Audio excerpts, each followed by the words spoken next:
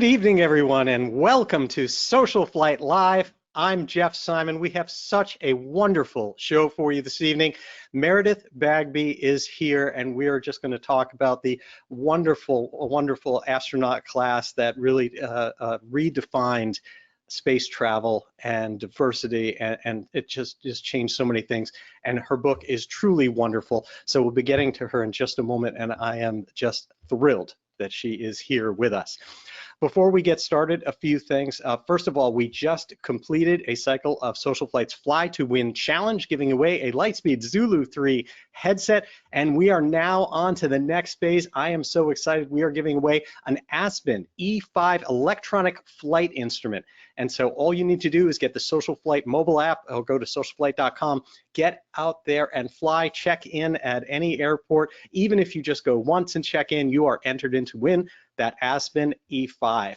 In addition, our SocialFlight podcast is available, of course, on most streaming services. Just go out there, check that out. And the SocialFlight FAA Learning System is there with new courses available where you can get FAA Wings credits, as well as credits for the Aviation Maintenance Technician program, or if you are an A&P mechanic with an inspection authorization, you can get your legal education certificates there through socialflight.com.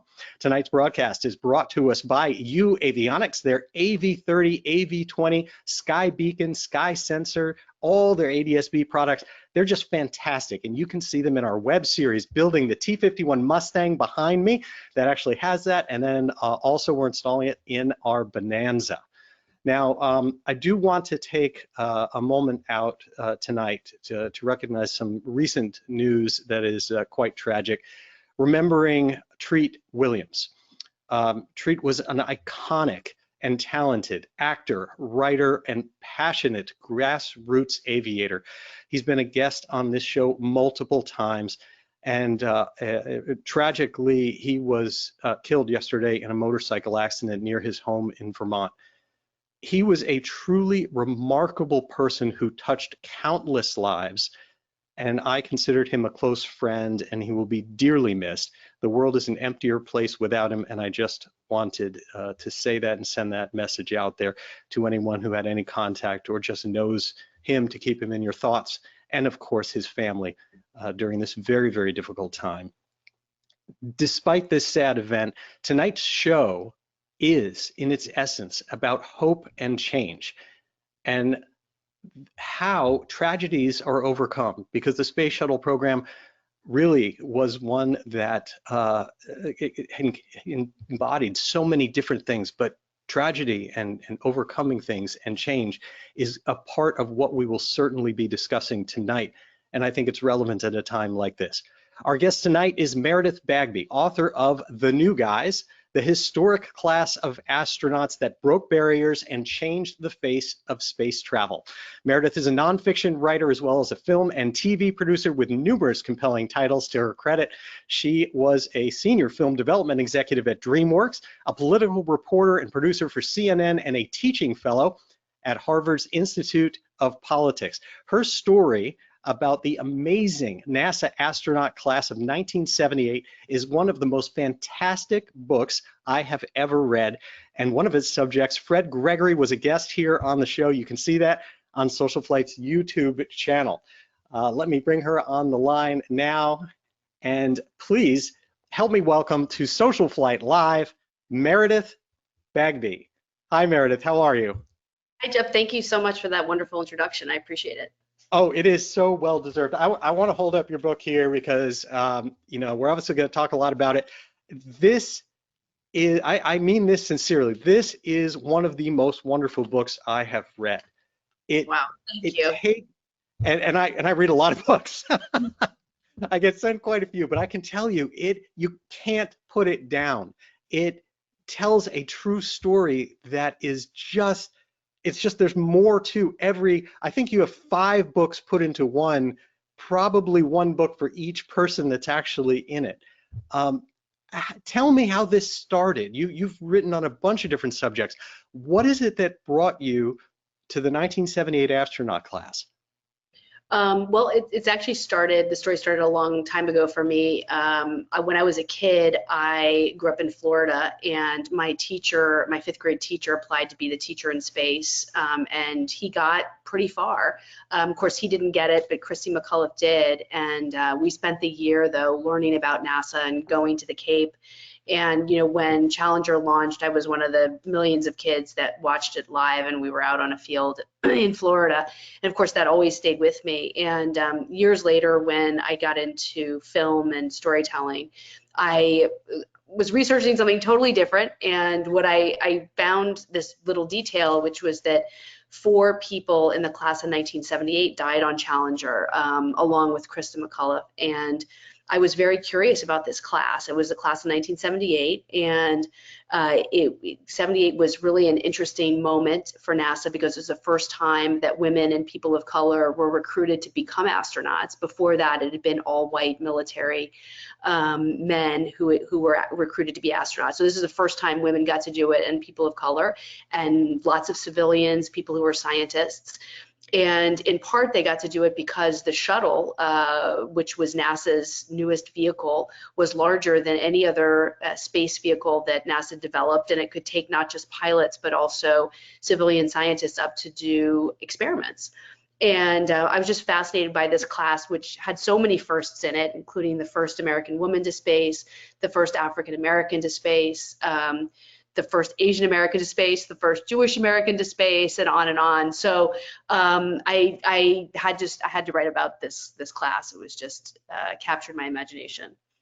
One of the things that I find really interesting about the storyline and the way the book is actually written is there's a couple things on one side of the equation where you look at the space shuttle being sold as this kind of safe, easy way into space that makes it possible for ordinary, almost ordinary citizens to go on board.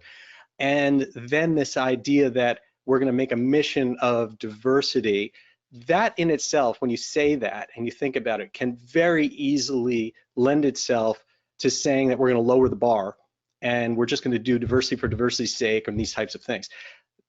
On the opposite side of that, the detailing of who these individuals were that made up the 1978 astronaut class actually is quite the opposite. These are some of the most accomplished, most amazing individuals on the planet managing to come together that actually seems to have made it raise the bar on who went into space. Tell me your thoughts on that. I think that's a great point. You're absolutely right. I think there was a perception that, and it wasn't even a perception, as I think one of the selling points for the shuttle was anybody can go, you can go someday. And that was kind of what NASA portrayed. But the truth of the matter was that the shuttle was very much a test vehicle, and it was quite dangerous, which proved out in Challenger. But even before the Challenger accident, there were a number of close calls that these astronauts witnessed and almost died in. And yet here was this perception that it was much easier to go. So it's funny how these two things lived with each other. But what I was really shocked to find out, and it's not that well known, is how many close calls they really had. But once you start to scratch the surface and do some research, you realize that these folks were very brave and just as heroic as the first astronauts were. Absolutely. I mean, so it's interesting that there was this public perception and this mission that NASA had at the time to say that it was safe and to try to show this as a finished program or something that was, well polished, very safe, and yet behind the scenes, as you mentioned, was extremely experimental, had so many challenges and problems in the back end, and the astronauts realized that the difference between public perception and what they were supposed to be saying and what they were really risking was fairly dramatic. That's true. And it's interesting, like Anna Fisher, who was the first mom in space, she told me that when she went up, when she found out she was going and the week before she left, she had just had a baby. And Hmm. so she went out and got she's like, I was aware of the danger and I wanted to make these videos for my daughter just in case I didn't come back. So she went out and got a VHS camera and she and her husband made all these really sweet videos with their daughter saying, I love you. And all this, and because she understood, I mean, she knew, she was right on the ground floor and she knew, the dangers that they faced. Judy Resnick, who did in fact die in Challenger, was in her first flight. There was, an engine exploded on the launch pad and they almost died in this invisible gas fire. So, I mean, there were lots of these incidences and they we're aware of some of the dangers, not all of the dangers. I mean, the O-rings as an example, which ultimately was the thing that, created the Challenger disaster, they were not aware of. So they were aware of some of the dangers, but not all of the dangers. Right. That makes a lot of sense. Let's go back to a little bit to the beginning of the program.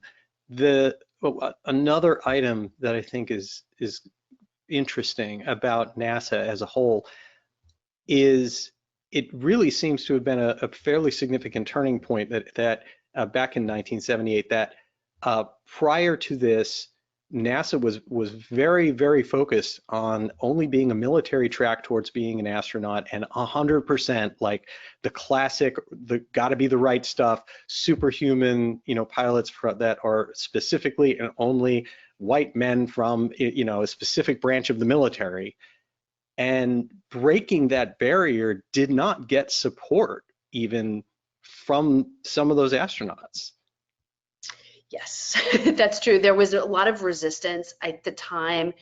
I think that, especially with regard to the women, there was a feeling that maybe they couldn't hack it. And there was a lot of pushback. The Mercury 13, the story of the Mercury 13 is, I touched on briefly in my book, but it's a great story about a group of women who were put to the same test that the men were and did thrive and could have, a few of those women could have become astronauts. They were denied and went all the way to Congress to kind of plead their case and were told to wait their turn, that we weren't ready as a society. The men fight the wars and the women take care of the household. I mean, that was the kind of the framework. I think the people of color also faced a similar, a lot of the black men that wanted to become test pilots or go through Chuck Yeager's school to become astronauts were not treated particularly well.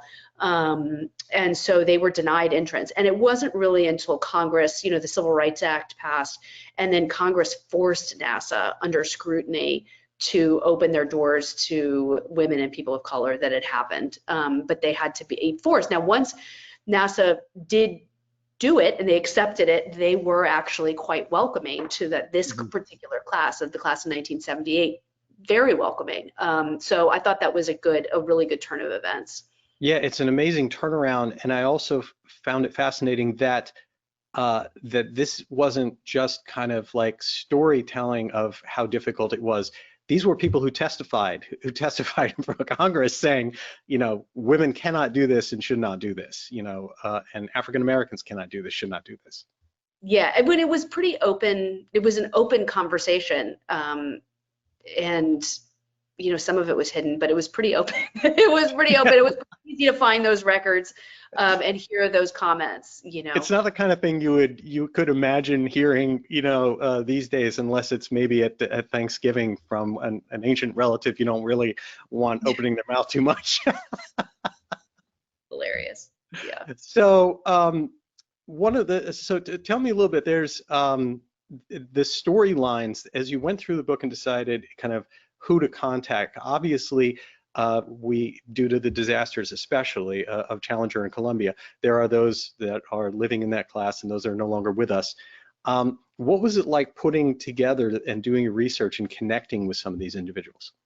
It was great. It was the most fun part of the project for sure. A lot of times I just cold call. I mean, I cold called. I was not part of NASA's, I was not a journalist that followed NASA, and most of what I was doing was cold calling. And so Anna Fisher in particular was very generous. She was one of the first people I called. I think she might have been the first person I called.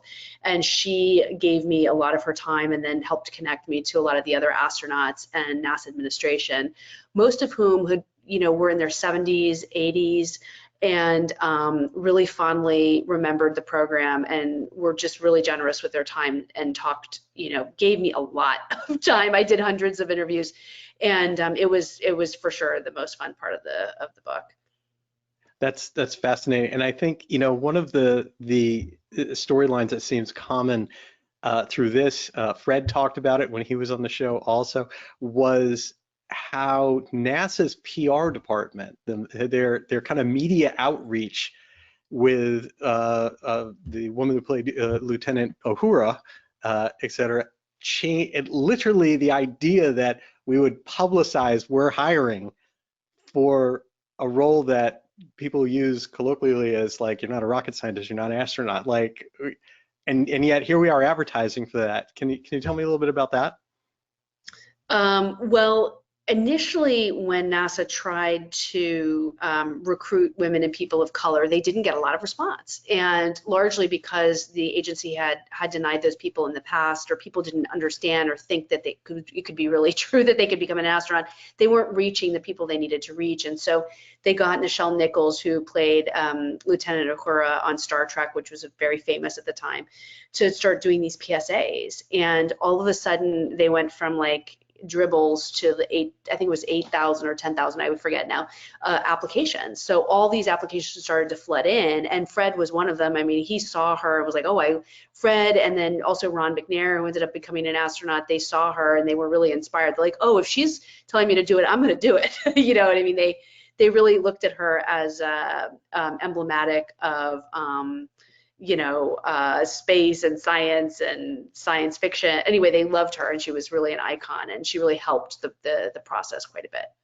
Yeah, I found that it was interesting that so many different people had the same answer as to like what got you started, what made you apply to the program, and whether it was that campaign or just there's a lot of similarities in what actually got people into the program. What else did you find that was kind of commonalities among some of these extremely accomplished individuals? One of the things is that, and it makes a lot of sense, is everybody was really fit, and some of them were exceptional. So Sally Ride, as an example, had played professional tennis and was an exceptional tennis player.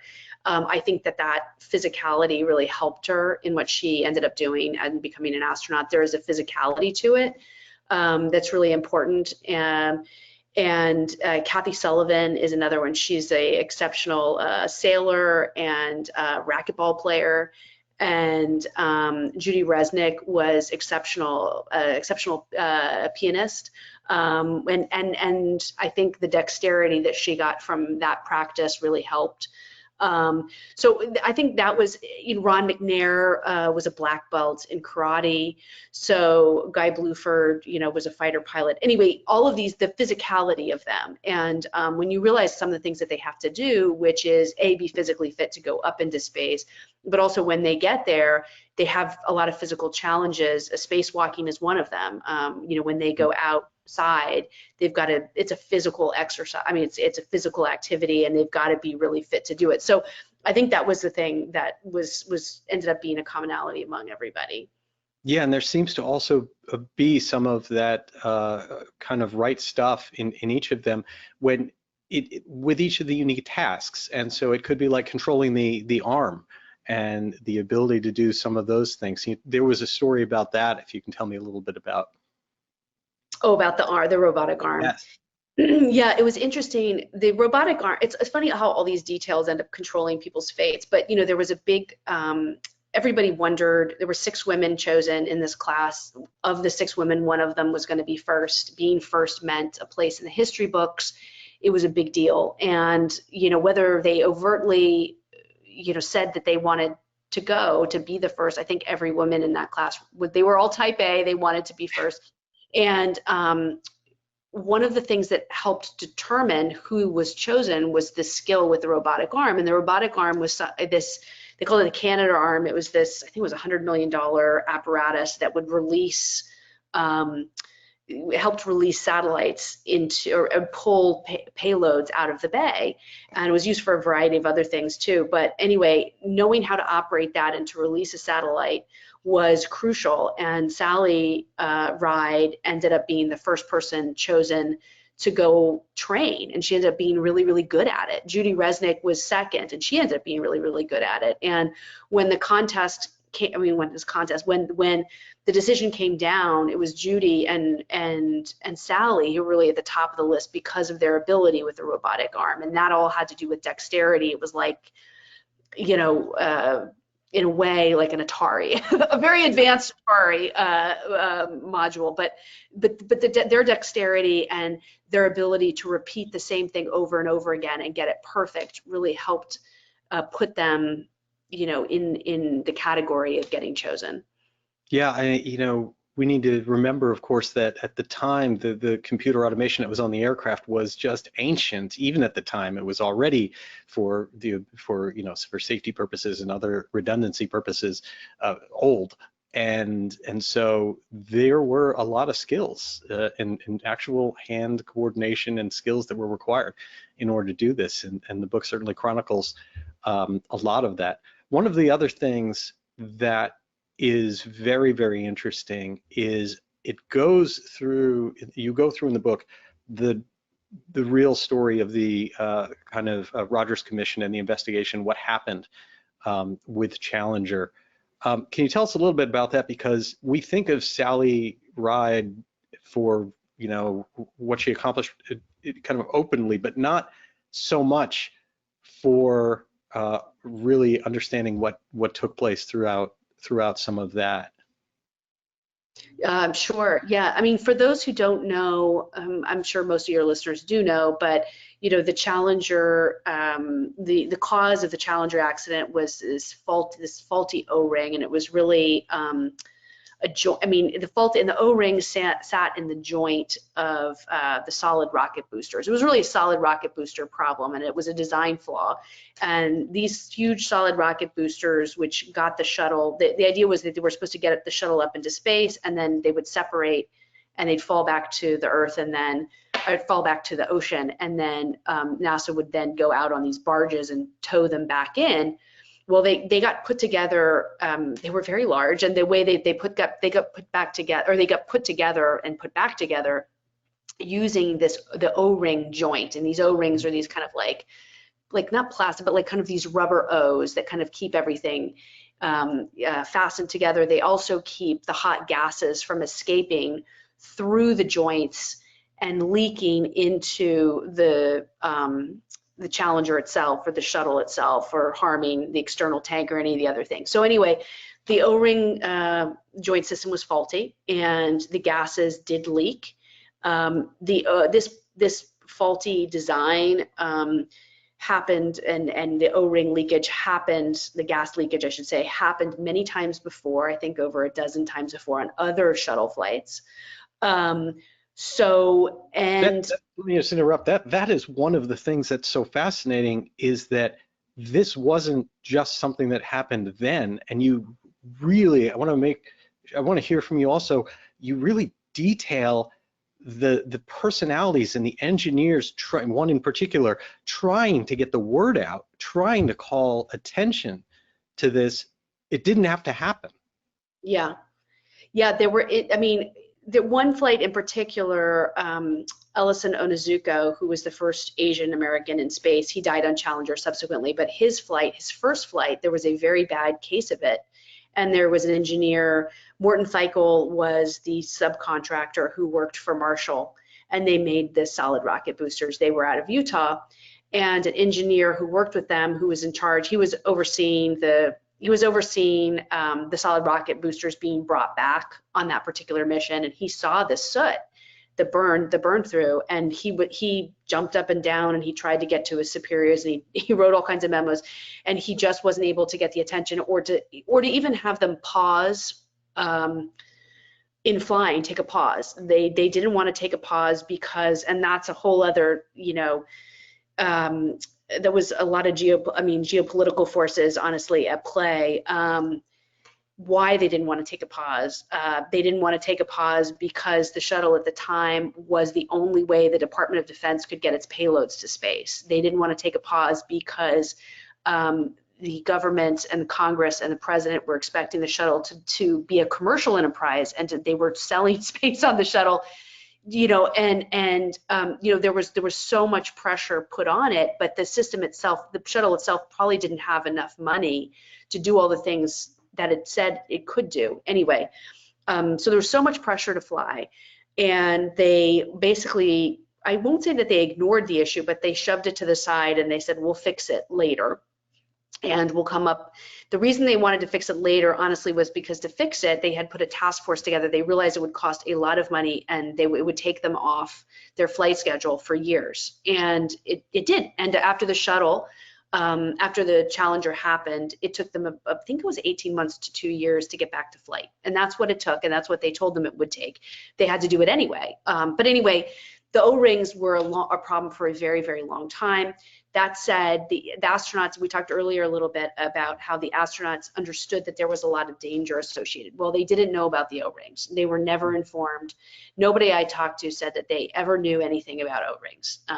And so this was very tragic that for whatever reason, Morton Thikel and then Marshall itself didn't bring this topic up to the astronaut office. Somehow the communication broke down, and the issue was never brought up either to the astronaut office or up the chain.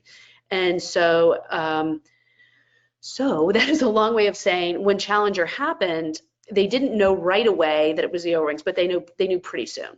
They knew pretty soon because there was people understood. The people who knew, and the people who didn't know saw the black smoke leak out, and it was very easy to figure out then what had happened and to find those SRBs in the recovery effort after Challenger. That said, NASA did not want that information to come out, especially the people at Marshall didn't want that information to come out, and it didn't come out right away. And the Rogers Commission was, of course, Sally Ride. I'm sorry, I'm going on and on, but I'm finally getting to your.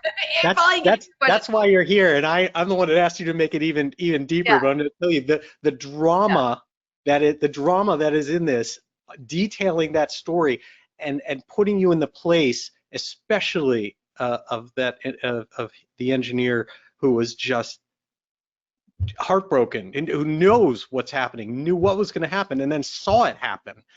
Right. And then watching, and then tell me about that Sally Ride's involvement in the Rogers Commission, because that's like a made-for-TV movie in itself of bringing out the truth. Yeah, it's pretty incredible, actually. So she was chosen for the Roger after it happened. Sally wasn't there for the launch, but she came back. Obviously, she was on a plane flying back to Houston when it happened, and of course, when she landed, found out the details and was recruited by Senator Rogers to be on the commission. She was the only astronaut and the only sitting astronaut on the commission. Of course, she was extremely well known. She was the only woman as well. And, because of her position, I think she was able to talk to the astronauts who were still there and the administration who was still there and get information perhaps the other commissioners did not have. Anyway, what was happening was NASA was basically obfuscating what had happened with the O-ring. Nobody wanted to admit it. Nobody wanted to admit that they had ignored it for so long. It was very embarrassing, to say the least. Embarrassing is not the right word for it. It was very tragic. And somebody, we don't know who, but likely an engineer, leaked a document to Sally and gave her information that showed that NASA knew, or that people at NASA knew. And this was very, I think, tragic to her, because what she realized was her bosses and the people that she trusted were not to be trusted, and that this information had been kept from the astronauts who ultimately died at the Challenger, had been kept from her. And she was able to kind of She didn't want to leak the document herself because she thought that would be too embarrassing for NASA. First woman, and here she was betraying, and here she was, you know, dropping this document. So she orchestrated, she gave it to somebody she trusted very much on the commission, and he leaked it to somebody else who was a third party, Richard Feynman, who was, of course, a professor of physics, had nothing to do with NASA, was a third party, and he was able to then kind of put it all together for people on the commission in this very dramatic way. And I don't know if people remember that, but he took a piece of the O-ring and he dipped it into cold water, and then he showed everybody that it doesn't stretch into, it won't stretch when it's cold. And that was, to go even further, I mean, the day that Challenger launched was a very particularly cold day, and what the theory was that the cold made the O-ring unable to move into place. It was not malleable enough to move into place, and it was brittle. And because it was brittle, you know, the gas kind of snuck through. So this was the thing that finally put it all together, and also revealed to the commission that NASA knew this information and was hiding it. A very tragic, but very necessary moment. And dramatic. And dramatic. I know you are obviously talking about making a movie out of the book, but it reads like a movie. There is those moments of what happened in real life that are on a commission, but might as well be a courtroom or something like that, where people finally speak, where things all of a sudden come out, and truth is crazier than fiction. It's more dramatic than fiction in some cases. And this is one that I wasn't even aware of, even though it's my generation. I remember getting pulled out of class in school to see the first shuttle launch on on television, and yet I don't remember those seminal moments and really how dramatic finding out what was happening behind the scenes about this program were. Yeah, it's just some of those, the scenes I'm describing were closed door sessions, and are written about in books and memoirs, or you know, I talked to folks about it who were there. Some of them are available. You can still see them on C-SPAN. But you know, a lot of it was closed door sessions. And of course, Alan McDonald, who ran the task force, the O-ring task force at Morton Thikel, and was also a whistleblower in this case, you know, has a great book, you know, Truth, Lies, and O-Rings. And he's since passed on, but that book I thought was very insightful in terms of what it was like to actually be there and be in these rooms where your bosses didn't want you to say anything, and you wanted to say something. And anyway, but Alan McDonald was one of the engineers that tried to get the truth out. I think the other thing which is interesting is as I've mentioned, we've had astronauts on the show before, and there is this this sincerity of science and of accountability that seems to be a common thread to all astronauts that I've ever met, and yet unfortunately there was this issue that we're talking about with Challenger of an organizational breakdown and problem, which then unfortunately went on to sort of repeat itself with Columbia. Tell me a little bit what happened in the organization with that, because you never want to, of course, you know, repeat mistakes of the past. Yeah, you know, after Challenger, the return to flight effort, I think, was a big success. And for years, the shuttle flew extremely successfully, and did all these amazing things, like get the Hubble Space Telescope up into space, like help build the International Space Station. Columbia came along in, gosh, I'm trying to do the math, not 20 years, but almost 20 years from the Challenger accident. So quite a bit of time had passed. And I think some of the lessons had been forgotten, Yeah. from Challenger. And I won't say not learned, because I think they were learned, but maybe forgotten. Mhm. And what, in a similar fashion, there was an ongoing engineering problem, which was the foam falling off of the external tank and hitting, or debris, I should say, debris hitting the shuttle as it was taking off. Now, this was something that had happened even in STS-1, where tiles were damaged on takeoff. And it was something that had consistently happened throughout the course of the shuttle itself. In this particular instance, at Columbia, when the orbiter took off, there was external foam.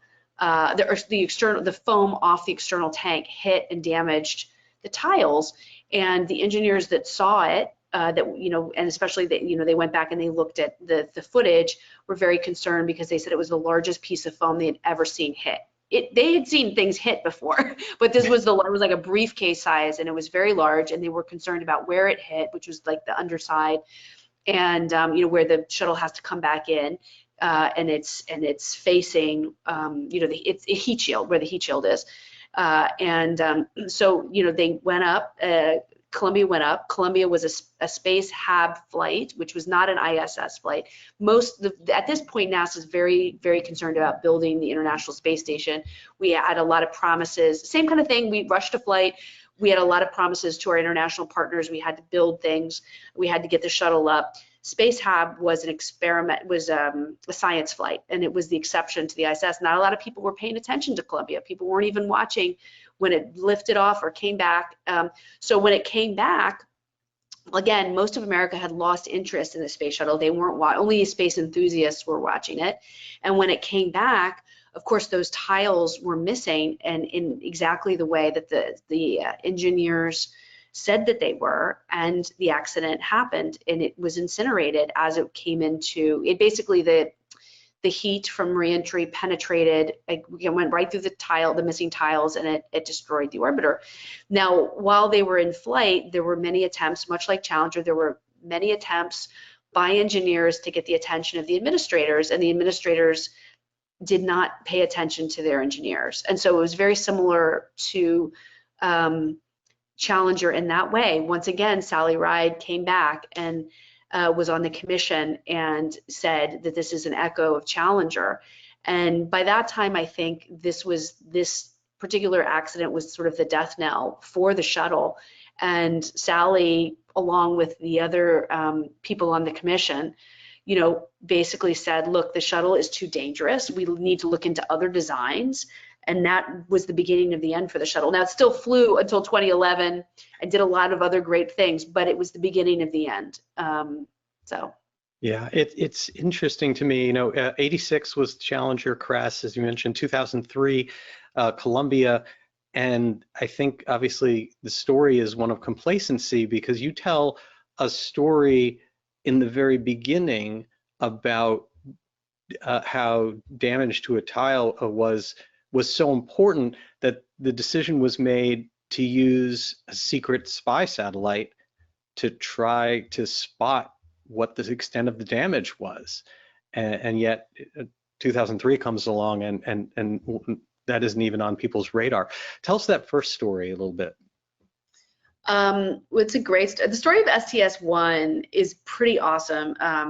The shuttle was a test vehicle, and it was a manned test. I mean, the first time anyone went up into space, they went with humans, right? And which is unheard of in a way. That's a crazy part, by the way. Yeah. That's absolutely crazy, and never even occurred to me. Like, we talk about, all these different launches. You're even watching today all the different types of launches by SpaceX and others of unmanned, and then we're going to have it be manned. But the first shuttle launch was manned. It was manned. I mean, which is like, are you signing your death sentence here? But there they went, and when they sent two astronauts. When they got there, well, even before that, they knew that the tile damage could be a problem.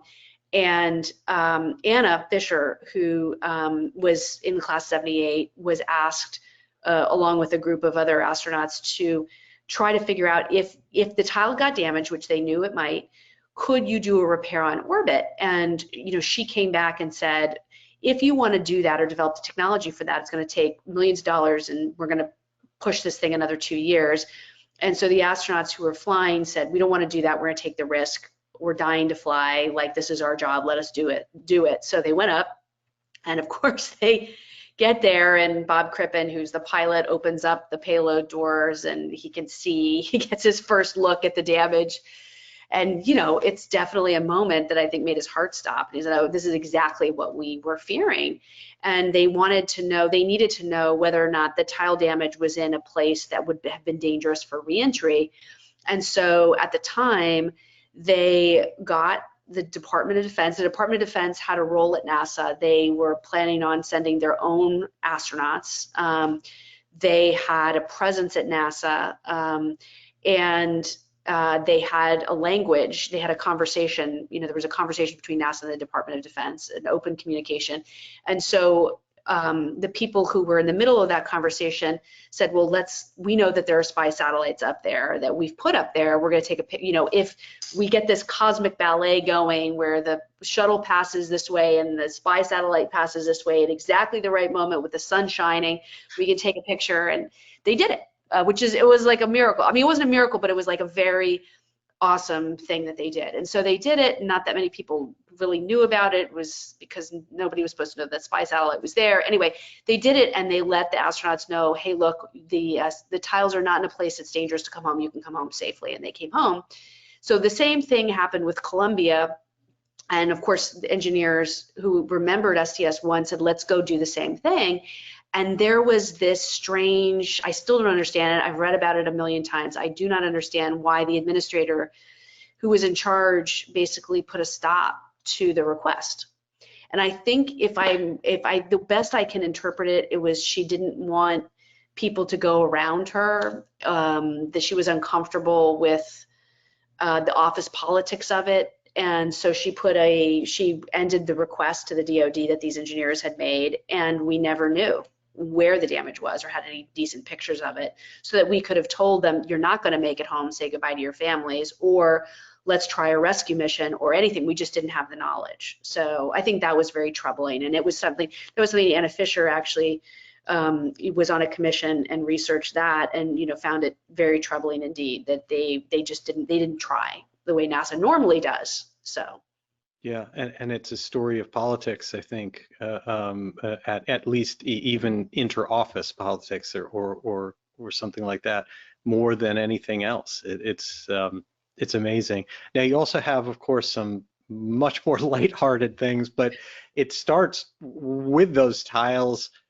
I'm not giving away too much because there's so much into this book, but still, some of the stories you talk about. The things like the glue was drying too quickly in the tiles, and it turns out that, well, you tell it. That was pretty wild. I mean, you just realize, like, this was a startup enterprise. It reminds me of some of the things people are probably doing in San Francisco to like make tech companies work. And it was a startup enterprise. Anyway, so two of the funny things that they would do, the glue, basically the system by which they would adhere, put the tiles on the shuttle wasn't working. And it's so complicated as to why it wasn't working, but it wasn't working. And all the tiles started falling off. The bad news was all the tiles were starting falling off, and it was gonna put the maiden voyage of Columbia back even further and set the program back. So they had to basically take a lot of the tiles off and paste them back on, and they hired all kinds of people to do it. People on spring break. I mean, just anybody, any available body they got in there. A lot of the people were not trained, and the glue would dry so quickly that a lot of these technicians got frustrated. And so what they would do is they would spit in the glue to make it last, but that ended up causing its own problems. Like the glue wasn't as sticky. You think? Yeah. But, and they didn't figure it out. I mean, these are the kinds of things like, you're like, why isn't it working the way we thought it was working? Well, we've got the human element. And so that was one thing. Another thing which Kathy Sullivan told me, I think it was on STS-2, that was that it rained so hard that the tiles were very porous. And so they soaked up a lot of water.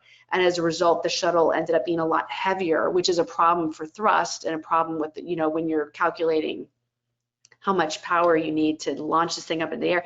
So they didn't have a good solution. So they went out, and I'm not even joking, she told me this, they bought Scotch Guard, like just good old fashioned Scotch Guard that you get at the hardware store, and sprayed the shuttle with Scotch Guard. That was their solution. So. It's absolutely crazy. And then some of them are just human stuff. When you talk about the first time that NASA's considering what does it mean to have women become part of the space program, and you say, okay, well, what about menstrual cycles? What about tampons? And is it true that some extraordinarily uninformed guy thought perhaps you'd need, what, 100 to tell me this? They needed to put together a toiletry bag for women that was, you know, they hadn't dealt with this before, and so they were putting together, it was for Sally, and they were putting together her toiletry bag, and of course they included makeup, and she's like, I don't wear makeup in real life, but and then she was with, I guess, Kathy told me this story too, it's Kathy Sullivan, and she started pulling out, like, she almost looked like, you know, hot dogs on a string. Like, she started pulling out these things. She goes, what is this? And they had strung together 100 tampons with a string, and the string was so that they wouldn't float away into the cabin. And then they gave her a little pair of scissors to cut them up. Anyway, so yeah, she said they gave her 100. So.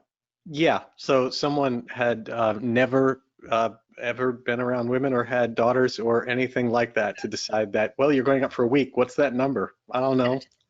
Yeah, 100. Yeah. That seems fine. No Google then, no Google. So. There's also quite a few interesting stories involving bathrooms. There was, I think with Sally, I think they called it the Sally, well, anyway, it was, you know, they had the toilet, but the toilet, for modesty purposes, they put a curtain up for her, and I think they call it the Sally Ride modesty curtain or some ridiculous name. I'm sure that's wrong, but it's something like that. So there was this modesty curtain. A lot of people asked lots of questions about how she would go to the restroom with all those men on board. So anyway, that was pretty hilarious. But there were also, going to the restroom is quite difficult in space, and there was a lot of training around it. And it was, you know, it happened here and there that people would break the toilets. And that would always be terrible news. I think Fred was guilty of that. Yes, Fred was guilty of that. Yes, something about when he flushed, it broke the toilet, and it's just, you just don't want to lose your toilet on a 7-day mission. That's all I can say. I think that they almost doomed a mission with problems that even the arm ended up. You talk about, you know, the dexterity of the arm and the ability to control it, and in the end, it was about fixing a toilet. Yeah. There was there was something wrong with the waste, how they got rid of the waste, and basically a huge pea-sicle formed outside of the toilet at some point.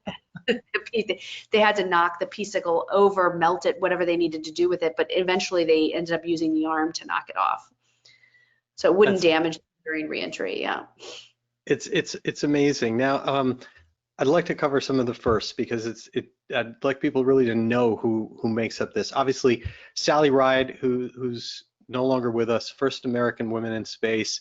Guy Bluford, the first African American in space, killed in Challenger. Ron McNair was the second, and also killed on Challenger. And please correct me if I'm wrong on any of these. Judy Resnick, the first Jewish American in space. Mm-hmm. Anna Fisher, the first mother and fourth American woman. Kathy Sullivan, the first American woman to perform a spacewalk. Ray, who was the fifth woman, she flew on 3 space shuttle missions, is that correct? And is also part of the star-studded pair with her and Hoot Gibson. married. Um, uh, Shannon Lucid, tell me a little bit about Shannon, because she really spent her thing was about duration, actually, Yeah. more than anything else. And Guy Bluford, actually the first African American in space, is still with us, and Ron McNair was the one who died on Challenger. Oh, my Um, mistake. I'm sorry. no, and Guy was a very talented fighter pilot in Vietnam, and was chosen for that and for other reasons. But he's also an engineer. And then Shannon was the last to fly. However, she beat the record for a number of days in space of any of the new guys. As she flew on space. She flew on Mir. So when the Cold War warmed up, Russia and the United States began to partner, and in preparation for building the International Space Station, several American astronauts flew on Mir, and she was one of them. And she spent over 100 days with Yuri and Yuri, two Russian guys up in space. And she did it, I think she was in her early 50s when she did it. So she was not young, but did a remarkable job and broke the record for a number of days in space for this group. That's truly amazing. And then, of course, Fred, we mentioned Hugh Gibson and Steve Hawley. Who you made connections with, we talked about this a little bit in the beginning, but going through this process of writing the book, I have to imagine it's a little similar to kind of the things that I've experienced with this show. You make connections that are probably life-lasting with some of the folks. Tell me a little bit about what the experience has done for you in writing the book and changing kind of your world of connections. Mm-hmm. It's been so fun. I mean, listening, it's been so fun because it was so out of my wheelhouse. And now I'm trying to make all my children become scientists. I wish I had studied science, but I ended up as a writer. Anyway, no, it just gave me a big appreciation for scientists and, the careers that they've had. And, Anna Fisher was probably the first person I talked to, and she's become a dear friend. Kathy Sullivan is so fearless and so fun to follow. I follow her on social media and I check in with her every once in a while, and she's great. Fred Gregory is just the warmest, nicest guy. Guy Bluford, Shannon Lucid is a hoot. She is really funny. Ray Seddon, all of them are just wonderful. And it's been really lovely getting to know everybody. My daughter now wants to be an astronaut. That's probably the biggest way it might change my life. She makes me take her to Cape Canaveral all the time. So yeah, that's probably, I think I but that reorienting, I follow science news obsessively now. And so it's really changed or broadened my horizon, I should say. I think it's a wonderful lesson and example in kind of diving out of your comfort zone, changing things in your life, and how it kind of broadens everything and enriches your life when you do something like that. You started, and your background, as mentioned in the beginning, was actually not even in media and production. What got you to leave that behind? I mean, with an incredible resume of Harvard and the things that you came from, and then jumping off into film and media. It's a really good question. I think I like telling stories. I was a journalist. I focused a lot on US politics, and I focused in particular on economics. And even with economics, it's all about the story you tell. I mean, people think economics is a science. It's not exactly a science. It's a social science, but open to interpretation in many ways. But it was really about, and politics is about telling a story. It's what is the story you're telling? And so it was a natural, I think, transition for me to move into filmmaking and this kind of storytelling, which is more character focused. I also think people relate to it more. People love to hear a story about other people and what they went through and the struggles that they went through. So I love character-based storytelling, and that's kind of where I landed. What was how did you actually jump out and take the risk to go do that? What was the first thing you remember of kind of jumping into the industry? I remember that I graduated from law school. I took a job at a law firm, and then I just couldn't bring myself to do it. And I decided to apply for this assistant job at DreamWorks, which was Steven Spielberg's company, starting over again, basically. And my boss, who I'm still friends with today, she hired me, even though I was a total dork. And I showed up. Nobody in Hollywood wears a suit, but I showed up in like a navy blue suit and like my And a resume that probably didn't say assistant all over it. No, but she had faith in me. So she gave me a shot, and then I ended up staying at DreamWorks for a long time, and I learned storytelling there, filmmaking from a lot of really great people, great executives, and so that was my entry. Interesting. And what, I mean, tell me a little bit about that environment that got you, that kind of got you that base level education that allowed you to kind of strike out on your own now with your own company and Big Swing Productions. Yeah, I mean, to be honest with you, there was a couple that ran DreamWorks at the time. There were Walter Parks and Laurie McDonald, and I sat with them. I was their executive or their junior executive, and they kind of would storyboard stuff, like old fashioned with like note cards, and like that's how they did Gladiator and like, all these amazing movies, The Ring, and they did American Beauty at that time. So a lot of really great films, Dreamgirls, and it all went up on the storyboard, and it was all structured, and so I learned that craft from them and all of the people who were at DreamWorks, whether it was Steven Spielberg's office who did it, or the writers who came in and did it, and it's great. It was a great learning experience. I'll never forget it, and that just serves you, even when you're just, you're doing a regular, just a journalistic enterprise. It's like that idea of story, the 3-act structure, and all of the hero's journey. It all still works. And did you do the same concept when you were putting the book together? I sure did. Yep, I had. Yeah. What is the character's wound? what are their challenges? What do they want? What is their low moment? And I tracked it through the book to make sure everybody had these little moments. And it doesn't always work with narrative nonfiction. It just doesn't, because you have to tell the story that actually happened. But you can kind of frame it in a way that is narratively interesting to a reader, I think. I think what's fascinating is, although it's true, obviously you can't do it for everyone. With this particular class and this group that you chronicle in the book, there's enough of that many of them really do have those moments, all of those kind of hero moments and setbacks and challenges. You are able to put it together, and so I just want to commend you on that, and certainly recommend to everyone, of course, that they get the book, they read the book. We have just scratched the surface. It's truly wonderful, and really does chronicle all these things that have come together in your career to put you at this point. So just tell us what's next at this point for Meredith Bagby. Well, I hope that we're able to turn the book into a TV show, and of course there's a writer's strike out in Hollywood, but we are hoping that gets resolved soonish, and that we're able to kind of peddle our wares out to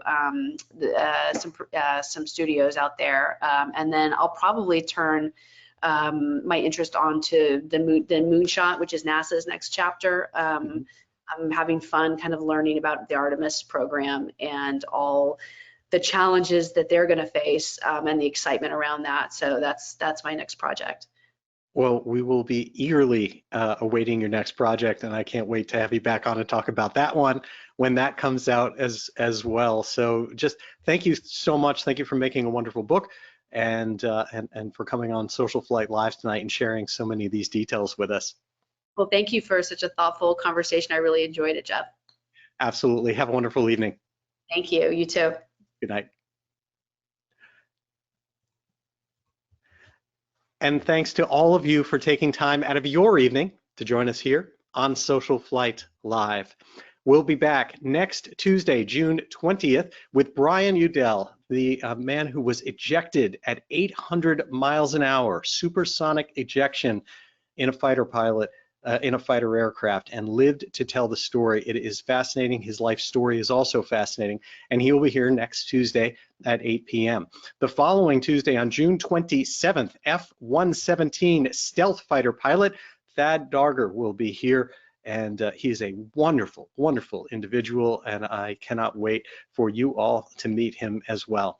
One last note, again, for my good friend and just a wonderful individual, Treat Williams. We have 2 shows that were with Treat that are available on our YouTube channel and also on podcast. I would encourage anyone who has time to take a moment and have an opportunity to see how remarkable he was and to get a little taste of his life force in those shows.